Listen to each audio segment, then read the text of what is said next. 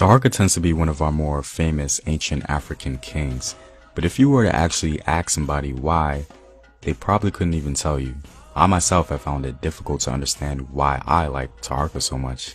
In all honesty, he wasn't even the most successful African king in the ancient world, yet he was so popular even in his time.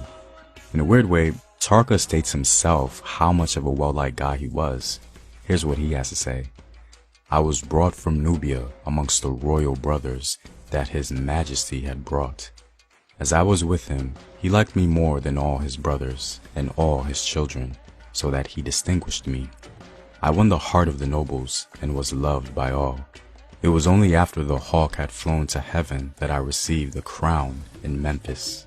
Now I don't know about you guys, but it does seem as though he himself was a little confused about why he was so beloved. But he most certainly embraced it. Even rumors of movies being made about him circulated by Will Smith for quite some time, as we can't seem to get enough of him. But to sum it up, I think we like Tharaka because of the confidence he exuded and his projection of power, something he accomplished at a very young age. The first mention of Tharaka that comes to our attention comes from his uncle Shabiku. Now we aren't technically sure if it was Shabiku or Shabaka, but it's not really of the greatest importance, right? We know that a royal family member, either Shabiku or Shabaka, was supporting Tyre, Jerusalem, and Ashdod in withholding tribute to Assyria. Assyria at this time was very powerful in conquering territory rapidly, so it was definitely in the best interest of Kush to check Assyria as much as possible. And this is where Tharaka comes on the scene. A young prince in his own right, 20 years of age, was summoned by his uncle to provide support and wage war in the north being the Middle East. This is what Tharaka had to say. My mother was in Taseti. Now I was far from her as a 20-year-old recruit, as I went with his majesty to the Northland.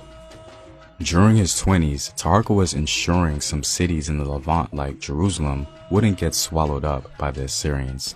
The young African prince apparently participated in the Battle of El Teka. Now the result of the battle is unclear, as both sides claim victory, which usually means it was probably a stalemate. But Tharaka's aid against the Assyrians in defending Levantine cities and allying with them gave him a lot of popularity amongst those people, and he was even mentioned in their literature. So before Tharaka even became king, he was already highly accomplished. He finally ascended the throne in 690 BC, becoming the king of Kush and Egypt. He was a mighty African king of the ancient world. His reign is commonly divided into two periods. His first decade was generally peaceful, blessed with extensive commerce and all other sorts of contact with the Phoenician coast, while his second period was characterized by conflict with Assyria.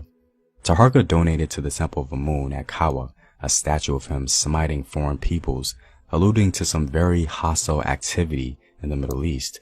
In March 673 BC, the Kushites swept the floor with the Assyrians in the invasion of Egypt. It seems clear that the Assyrians were fed up with Tharaka's power and influence in the Levant region. And so, just 2 years later, the Assyrians came back and conquered the northern part of Egypt.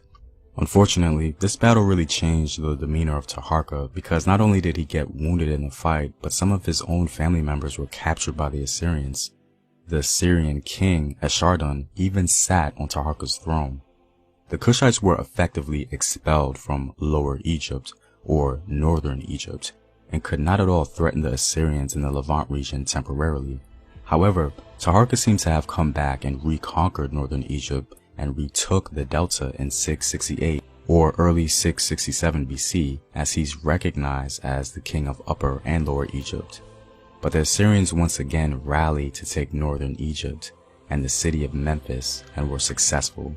They pushed back the Kushites and Tharaka was forced back into Thebes. The Assyrians wanted to end Tharaka for good, and so they came down the Nile to challenge Tharaka once more. But Tharaka, being the determined African king he was able to defeat the Assyrians near Thebes so that the Assyrians could not go further south and actually penetrate Kush. Tharaka must have been extremely determined because the Egyptian records tell us that Tharaka's enemies ran away in utter fear. But the Egyptians at the time were very pro-Nubia so as not to be ruled by the Assyrians, so they may have been exaggerating. Anyway, when the puppet rulers of northern Egypt heard of Taharka's victory, they were encouraged to revolt against the Assyrian overlords, but the rebellion was put down. Assyrian rule over northern Egypt at times was ignored, and the priests in the north acknowledged Taharka as the legitimate ruler of Memphis and the Delta. The Assyrians could not muster up a force, nor were militarily powerful enough over the Kushites to take all of Egypt, the north and the south. So they were just subject to the north, and the Kushites under Taharka continued to reign in Thebes from the south. However, Taharka's heart seemed to have been very heavy, as he could not take back northern Egypt. It's because of this sequence of events that we see some of the most beautiful written literature from an African king called Taharka's Prayer. It's a lengthy prayer by Taharka himself to the god Amun. The prayer deals with the loss of the north, his requests to Amun, the safety of his family, and a reminder about the favor Amun has shown him in the past. Here are two brief quotes from his prayer. You gave me Upper and Lower Egypt. You chose me among them, and you caused to be said, these are my two lands, indeed. It is according to what he desires, that Amun makes a pharaoh. O Amun, O you who did not abandon what he has created while it is half realized, do not let me enter an affair that you hate.